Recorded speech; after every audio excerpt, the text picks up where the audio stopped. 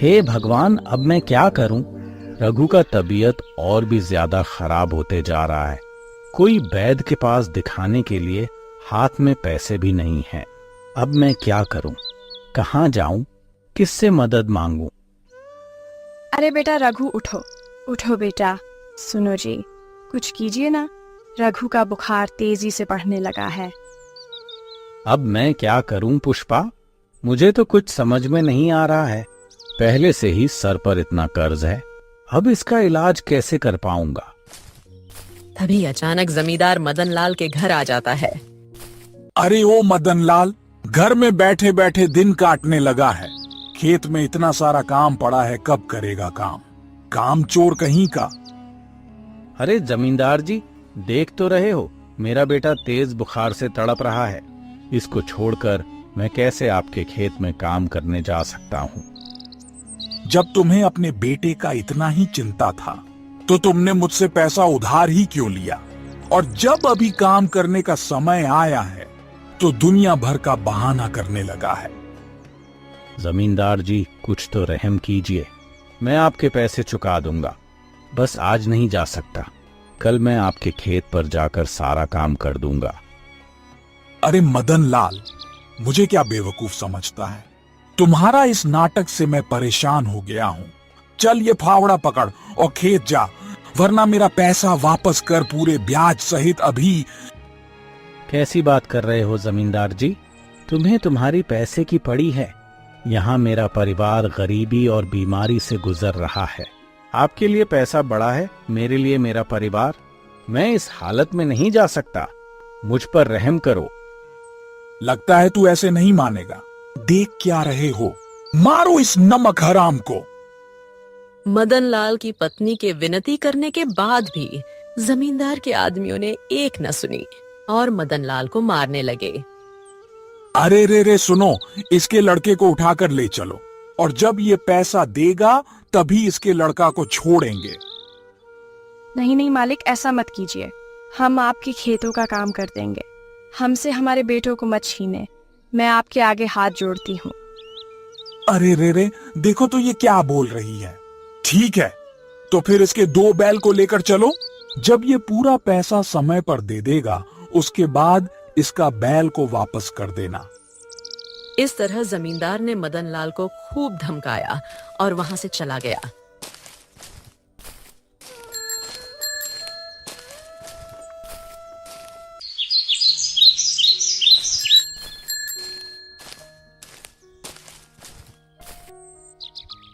अरे कितना दिन हो गया, दुकान पर कोई ग्राहक ही नहीं आ रहा है। अब क्या करूं? मुझे तो कुछ समझ ही नहीं आ रहा। तभी वहां मदन लाल भी दुकान पर आता है। अरे ओ भाई, क्या चाहिए तुम्हें? सब मिल जाएगा आपको हमारे दुकान में, बोलिए तो सही। नहीं सेठ जी, सामान खरीदने के लिए मेरे पास पैसे नहीं है। तो यहाँ क्या चेहरा दिखाने आए हो? नहीं सेठ जी, मैं आपके दुकान में काम मांगने आया हूँ। आप जो बोलोगे वही काम करूंगा। बस मुझे काम पर रख लीजिए। अरे ना रे भाई, नाना, मैं ऐसे भी बहुत परेशान हूँ। वैसे तो कोई सामान बिक ही नहीं रहा है और तुम काम मांगने आ गए हो। निकलो यहाँ से और दोबारा कभी मत आना।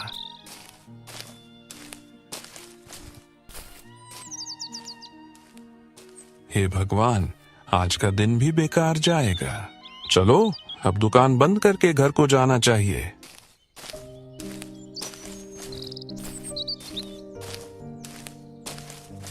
अरे ये तो जमींदार धनीलाल का घर है। देखो तो घर कितना सुंदर बना रखा है।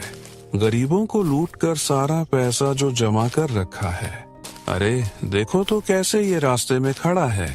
अब यह अपना बड़ा ही दिखाएगा। अरे ओ सेठ जी, कहाँ चले? लगता है दिन अच्छा नहीं चल रहा है आपका। अरे हाँ जमींदार जी, क्या बताऊं, आजकल तो सब काम धंधा मंदा है। मेरा तो किस्मत ही खराब है। अरे यह क्या सेठ जी, ये तुम्हारे हाथ में तो बहुत ही गजब का अंगूठी लगा हुआ है। कहाँ से लिए? कितने का है ये अंगूठी? अरे जमींदार जी, ये मेरे सोने की अंगूठी है। बहुत पहले मुझे ये मिला था। तब से लेकर मेरे पास ही है। देखने में तो बहुत सुंदर दिख रहा है। वैसे तुम बोल रहे हो कि तुम्हारा काम धंधा खराब चल रहा है। क्यों ना ये अंगूठी मेरे को दे दो, बदले में मैं तुमको कुछ पैसे दे दूंगा। पागल हो गए हो क्या जमींदार जी? मैं अपने सोने का अंगूठी भला तुमको क्यों दे दूं? चलो रास्ता छोड़ो, मुझे जाने दो।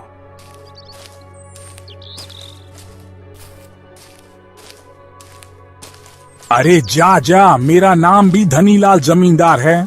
मुझे जो चीज पसंद आता है मैं उसको हासिल करके ही रहता हूँ, चाहे वह सोने की अंगूठी हो या कोई सोने का जमीन ही क्यों ना हो। जमींदार रात होते ही अपने साथ 2 बैलों को लेकर सेठ के घर पहुंच गया। चलो भाई, आ गया मैं। अच्छा, एक काम और करता हूँ, इन 2 बैलों को सेठ के इस बगीचे में छोड़ देता हूँ और यहीं से ही तमाशा शुरू हो जाएगा। जमींदार दोनों बैलों को सेठ के बगीचे में छोड़ देता है। कुछ देर बाद सेठ के पत्नी का नजर अपने बगीचों में चल रहे बैलों के ऊपर पड़ता है। हे भगवान, देखो तो ये रात के समय कहाँ से 2 बैल आ गए हैं। अरे ये तो सारा बगीचा ही उजाड़ देंगे। अजी सुनते हो? उठो उठो उठो तो जल्दी। अरे भाग्यवान, क्या हुआ? चैन से सोने भी नहीं दोगी क्या? अब क्या मुसीबत आ गया है? अजी हमारे बगीचे में 2 बैल आ गए हैं, जल्दी जाइए वरना पूरे बगीचा को खलियान बना देंगे। सेठानी की बातें सुनकर सेठ तुरंत घर के बाहर आ जाता है। इधर मौका देखते ही जमींदार सेठ के घर के अंदर चला जाता है और सेठ के तकिए के नीचे रखी अंगूठी को लेकर जमींदार वहां से भाग जाता है। अरे वो रहा। अरे रुक रुक रुक, कहाँ भाग के जा रहा है? हाँ, पकड़ लिया। ये बैल पता नहीं किसका है। सुबह होने दो, फिर मैं इसका खबर लूंगा। फिलहाल मैं इसको बांध कर रखता हूँ, सारा हरजाना भरवाऊंगा। लोग आजकल इतना आलसी हो गए हैं, अपने गाय बैल को संभाल नहीं पा रहे हैं। सुबह होने दो, फिर सबकी खबर लेता हूँ। अरे हे भगवान, यह क्या? ये तकिया तो पलटा हुआ है। इसी तकिया के नीचे तो मैं अपनी अंगूठी रखा था। अब यहाँ अंगूठी भी नहीं है। लगता है किसी ने चुरा लिया है। जरूर उस लालची जमींदार ने अंगूठी चुराया होगा। सुबह ही उसने मेरी अंगूठी के बारे में पूछ रहा था।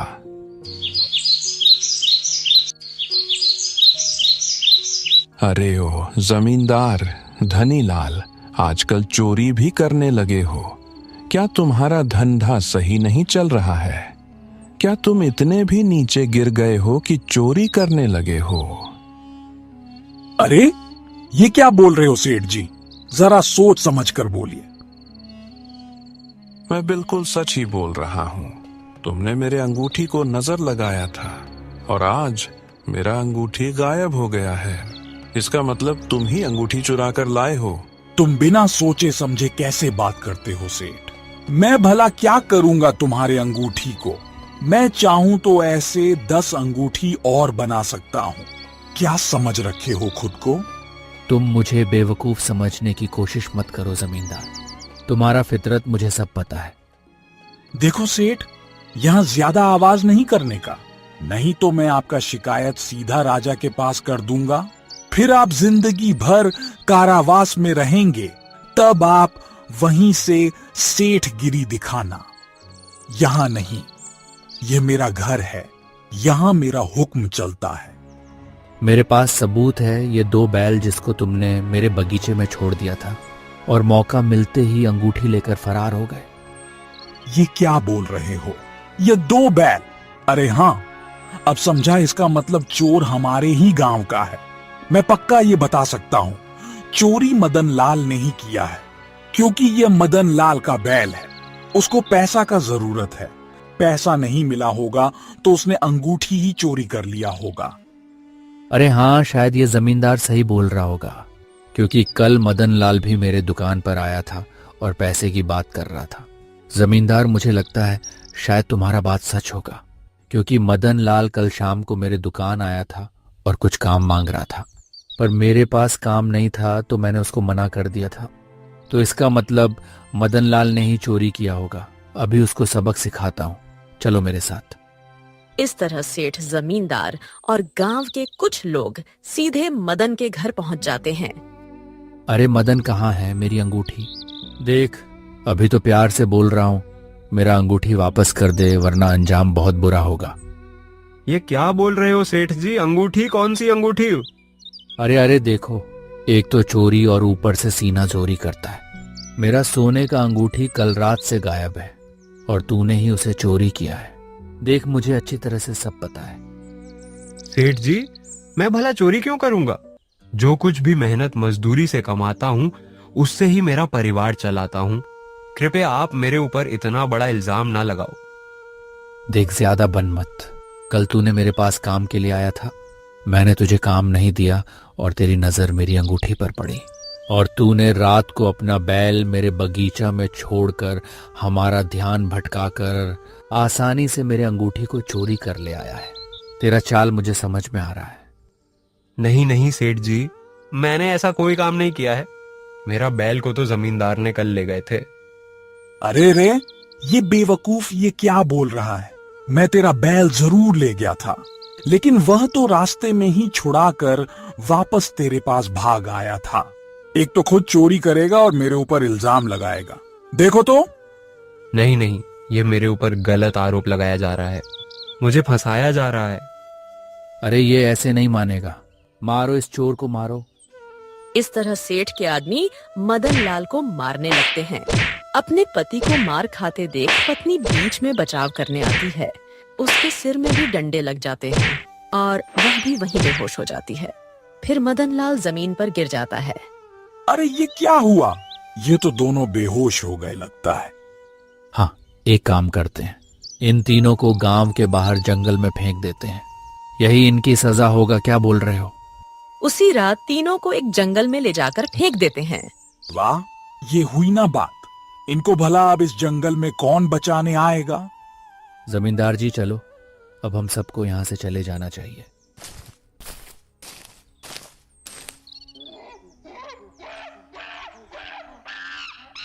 अरे ये क्या? आज इतनी देर रात तक बंदरों का चिल्लाने का आवाज आ रहा है। लगता है जंगल में कोई मुसीबत आ गया है।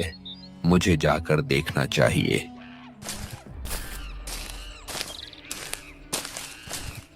अरे हाँ, आवाज तो इधर से ही आ रहा है।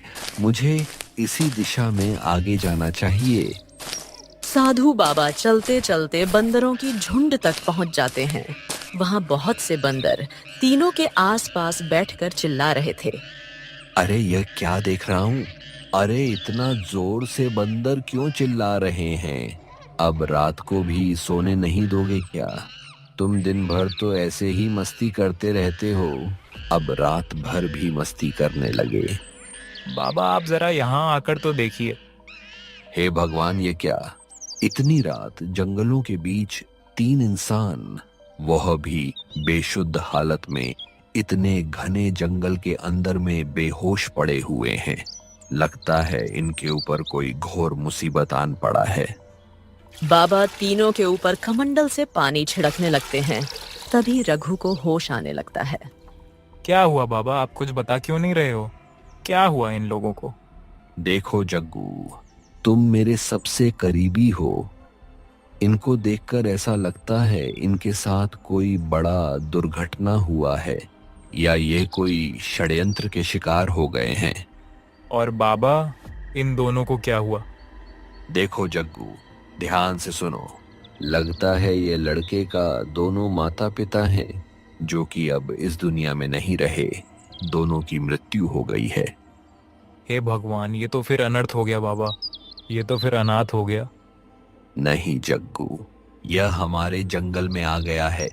यह अब हमारे जंगल की संरक्षण में रहेगा।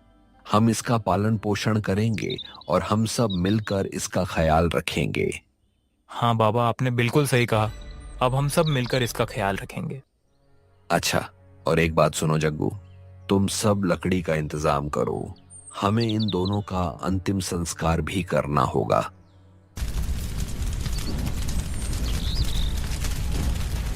बाबा और बंदर उस बच्चे को लेकर आश्रम आ जाते हैं। रघु को बाबा अपने पास रखते हैं और कई दिनों के इलाज करने के बाद एक दिन रघु को होश आता है। अरे ये मैं कहाँ आ गया? ये तो मेरा घर नहीं है। मेरे पिताजी कहाँ है? मेरी माँ कहाँ है? सुनो बेटा, तुम्हारे माँ और पिताजी अब इस दुनिया में नहीं रहे। ये क्या बोल रहे हो बाबा? इस दुनिया में अब मेरा कोई नहीं रहा। अब मैं क्या करूं? बेटा नहीं, उदास ना हो तुम। हम हैं ना तुम्हारे साथ। क्या हुआ था, क्या तुम हमें बता सकते हो? बेटा रघु, तुम्हें ज्यादा चिंता करने की जरूरत नहीं है। अब हम तुम्हारे साथ हैं। तुम निश्चिंत रहो। और यह जग्गू बंदर जरूर है, लेकिन एक इंसान के जितने गुण होते हैं वह सभी गुण इसमें मौजूद है। यह तुम्हारा हर संभव मदद करेगा। इस तरह रघु का जिंदगी आगे बढ़ता गया। जग्गू के साथ जंगलों में घूमता, जंगलों के तौर तरीका सीखता। सुनो रघु, अब तुम तो बड़े हो गए हो। तुम्हें अपना रास्ता खुद चुनना होगा। बेटा, हम तो ठहरे वनवासी, सन्यासी, लेकिन तुम्हारा जिंदगी तो अभी शुरुआत हुआ है। तुम चाहे तो अपना रास्ता खुद चुन सकते हो। बाबा, अब मेरे जीवन का सिर्फ और सिर्फ एक ही लक्ष्य है। मैं अपने पिताजी और माँ का बदला जरूर लूंगा। उनको न्याय दिलाऊंगा। मैं समझ सकता हूँ रघु, जिसने अपना माँ बाप को खोया है वही इसका दुख को समझ सकता है। बाबा, मैं सदा आपका आभारी रहूंगा। अब मैं कंचनगढ़ जाऊंगा। वहां जाकर मैं अपनी ने माँ बाबूजी के न्याय के लिए लड़ूंगा। बेटा, अगर तुम कंचनगढ़ की ओर जा ही रहे हो तो यह जादुई अंगूठी अपने साथ लेकर जाओ। यह तुम्हारे बहुत काम आएगा। इस जादुई अंगूठी से जिस भी चीज को तुम स्पर्श करोगे वह सोने का बदल जाएगा। हाँ, लेकिन याद रखना, वह सिर्फ कुछ क्षणों के लिए ही होगा। रघु बाबा से अलग होकर जग्गू बंदर के साथ जंगल के रास्ते शहर की ओर निकल गया।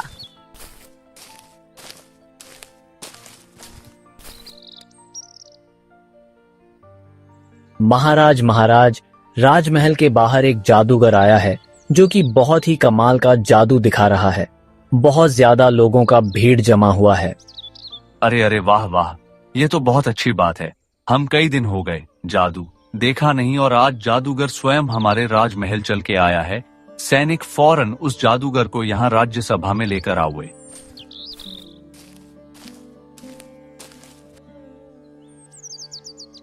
महाराज की जय हो। अरे कहाँ के हो जादूगर? तुमको तो पहले हम इस शहर में नहीं देखा। महाराज, मैं जंगलवासी हूँ। जंगल में निवास करता हूँ। आजीविका के लिए शहर की ओर आ गया। ठीक है, फिर चलो जादूगर अपना जादू दिखाओ और राज्यसभा को खुश कर दो। अगर हम खुश हुए ना तो तुमको खुश कर देंगे। रघु ने अपनी जादुई अंगूठी के दम पर तरह तरह की सोने की चीज राजा को दिखाया। आसपास में जो भी चीज था सबको सोना बना दिया। राजा यह सारे जादू को देखकर बहुत खुश हुआ। अरे वाह जादूगर वाह, इतने कम उम्र पर तुम बड़े कमाल का जादू सीखा है तुमने। महाराज, भूखे पेट सब कुछ सिखा देता है। पेट के लिए कुछ ना कुछ तो करना ही पड़ेगा। न्याय के लिए तो लड़ना ही पड़ेगा। हाँ जादूगर, तुम्हारी बात भी सही है। पेट के लिए तो मेहनत करना ही पड़ेगा। सुनो मंत्री जी, मैं ये घोषणा करता हूँ कि इस जादूगर को 100 सोने के सिक्के इनाम में दिया जाए। इस तरह रघु को 100 सोने के सिक्के मिल जाता है। उन 100 सोने के सिक्कों को लेकर रघु जमींदार के घर की ओर जाने लगता है। सुनो जग्गू भाई, वक्त आ गया है। हम जिस काम के लिए आए हैं सबसे पहले वही काम ही करेंगे। मैं अपने माँ बाबूजी का प्रतिशोध जरूर लूंगा। हाँ रघु भाई, तुमने बिल्कुल सही कहा। हमें जमींदार को सबक सिखाना चाहिए।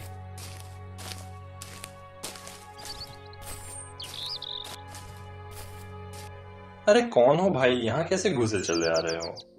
जाओ जमींदार बारात से कहना, एक व्यापारी सोने के सिक्के लेकर आया है। अरे जमींदार साहब, आपके लिए अच्छी खबर है। बाहर कुछ सोने के सिक्के वाला व्यापारी आया है जिसके पास बहुत से सोने के सिक्के हैं। वह आपसे मिलना चाहता है। अरे मूर्ख, तो तूने उनको बाहर क्यों रखा है? अंदर लेके आ जा। जा जल्दी लेके अंदर आ। अरे आइए आइए साहब जी, आपका स्वागत है। मेरा नौकर आपके बारे में बता रहा था। बोले, कैसे आना हुआ आज हमारे घर? देखो जमींदार, मुझे तुम्हारे बारे में सब कुछ पता है। तुम सोने चांदी के बहुत शौकीन हो। मेरे पास सोने के सिक्के हैं, क्या तुम उसे खरीदोगे? अरे बाप रे, इतने सारे सोने के सिक्के! सच में आप तो बड़े सोने के व्यापारी लगते हो। अरे नहीं जमींदार, मैं कहाँ सोने का व्यापारी, मैं तो एक सामान्य इंसान हूँ। मतलब मैं समझा नहीं। आप सोने के व्यापारी नहीं हैं, तो फिर इतने सारे सोने के सिक्के आपके पास कहां से आई? अरे जमींदार साहब, इतने सारे सोने के सिक्के जो आप देख रहे हो, वो इस जादुई सोने की अंगूठी से आया है। अरे अरे, ये क्या बोल रहे हो भाई? जादुई अंगूठी, ये कैसे संभव है? मैंने तो आज तक ऐसे कोई चीज के बारे में सुना ही नहीं है। अरे हाँ जमींदार साहब, आपको दिखाई नहीं देता क्या? इतने सारे सोने के सिक्के झोली पर पड़े हुए हैं। ये सब हम इस जादू की अंगूठी से बनाया है। जमींदार कुछ सोने के सिक्कों को उठाकर हाथों में लेता है और गौर से देखकर कहता है, अरे हाँ हाँ भाई हाँ, ये तो असली सोने के सिक्के हैं। अरे क्यों ना मैं इन लोगों से जादुई अंगूठे ही मांग लेता हूं। सोने के सिक्कों को लेकर क्या ही करूंगा। वैसे तो इसके बाद में कई सोने के सिक्के ऐसे ही बना लूंगा। चलो ठीक है, मैं इन लोगों को जादुई अंगूठी ही मांग लेता हूं। कहाँ खो गए जमींदार जी? कुछ तो बोलिए। देखो भाई, मैं सोने के सिक्के तो नहीं लूंगा, लेकिन जादुई अंगूठी को ही खरीदूंगा। बोलो क्या कीमत दूं इस जादुई अंगूठी का? वैसे तो जमींदार जी हम इसे बेचना नहीं चाहते, पर अरे भाई, बेच दे इस जादुई अंगूठी को। वैसे भी हमारे पास बहुत सारे सोने चांदी हैं। चलो ठीक है जमींदार जी, ऐसे में आप अपना घर, जमीन जायदाद सब कुछ मेरे नाम कर दो, उसके बाद ही अंगूठी अपने पास रख सकते हो। पर मेरा एक और शर्त है। हाँ हाँ, बेखौफ बताइए ना, क्या शर्त है? मैं सभी शर्त पूरा करने को तैयार हूं आपका। तुम्हारे पास जो सोने की अंगूठी है वह मुझे चाहिए। हाँ हाँ, क्यों नहीं। जमींदार ने घर के सारे कागजात लाकर रघु को दे दिया और सभी जमीन जायदाद को रघु के नाम कर दिया। रघु ने उस जादुई अंगूठी को जमींदार को दे देता है। अरे वाह वाह, आ गया मेरे पास जादुई अंगूठी। अभी इस अंगूठी से मैं सोने का पहाड़ भी खड़ा कर सकता हूँ। जमींदार ने अपने पास रखे टेबल को अंगूठी से स्पर्श कराया। टेबल तुरंत सोने का बन गया, लेकिन कुछ ही पल में वापस वह टेबल लकड़ी का टेबल में बदल गया। अरे ये क्या? ये तो मेरे साथ धोखा हो गया। अरे धोखेबाज, तूने मेरे साथ धोखा किया। ये तो वापस लकड़ी का ही बन गया है। इसमें सोने का क्या है? कुछ भी तो नहीं है। अब भी समझ नहीं आया क्या? जमींदार, ये तुम्हारे कुकर्म का ही फल है। तुमने बहुत से गरीब लोगों को बेरहमी से मारा है, उनको घर से बेघर कर दिया है, यहाँ तक कि उनके मौत के जिम्मेदार भी तुम हो। क्या तुम भूल गए श्यामलाल? और उसका परिवार के साथ तुमने क्या किया था? नहीं। तुम कौन हो और यह सब तुमको कैसे पता? मैं वही श्यामलाल का बेटा रघु हूँ जिसे तुमने मरने के लिए जंगल में फेंक दिया था। बेटा मुझे माफ कर दे बेटा, आज के बाद ऐसा काम नहीं करूंगा। मेरा कागजात मुझे वापस कर दे बेटा। नहीं, अब इसका फैसला तो केवल राजा ही करेंगे। मैं राज्यसभा में इसका शिकायत करने जा रहा हूँ।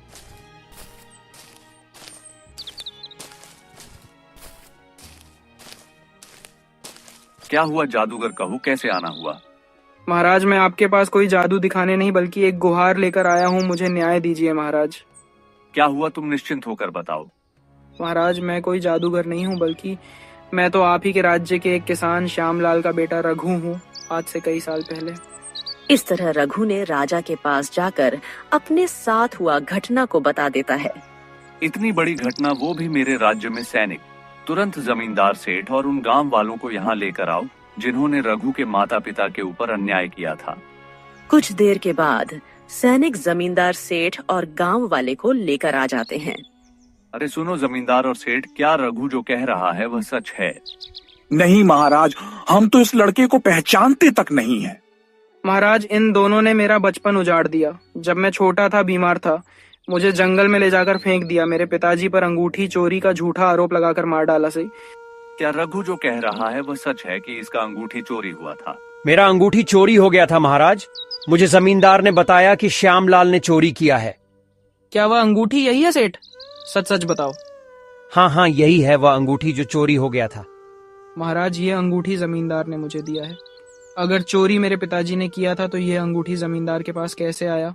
इसका मतलब यह हुआ कि चोरी जमींदार ने किया था और आरोप मेरे पिताजी पर लगा दिया ताकि वह हमारी जमीन हड़प सके, और इसी के दुख में मेरी माँ भी गुजर गई। नहीं नहीं महाराज, मैंने चोरी नहीं किया है। ये लड़का झूठ बोल रहा है। हम एक बात और, अरे रघु जरा बताओ तो तुम्हें यह अंगूठी कैसे मिला? रघु ने राजा को बताया कि उसे वह अंगूठी कैसे मिला था। तुम लोगों ने मेरे राज्य में घोर अपराध किया है। एक निर्दोष किसान का परिवार ही उजाड़ दिया है। इस अपराध का कड़ी से कड़ी सजा मिलेगा ताकि दोबारा मेरे इस राज्य में इस तरह का अपराध करने से पहले कोई अपराधी 1000 बार सोचेगा। सैनिकों, इस जमींदार को हम सूली पर चढ़ाने का आदेश देते हैं। इसे कल सुबह सूली पर चढ़ा देना, और सेठ साथ ही इन गांव वालों को कठोर कारावास का सजा सुनाते हैं। और को उसके पिताजी का खेत उसको वापस दिलाने का हुक्म देता हूँ। इसके साथ ही अलग से रघु को हमारी ओर 20 बीघा जमीन देने का ऐलान भी करता हूँ। कुछ दिन के बाद रघु का विवाह भी हो जाता है। रघु अब अपने खेतों में मेहनत करके और सोने के सिक्के से व्यापार करके बड़ा धनवान व्यक्ति बन जाता है। अब रघु का जिंदगी हंसी से आगे बढ़ने लगा।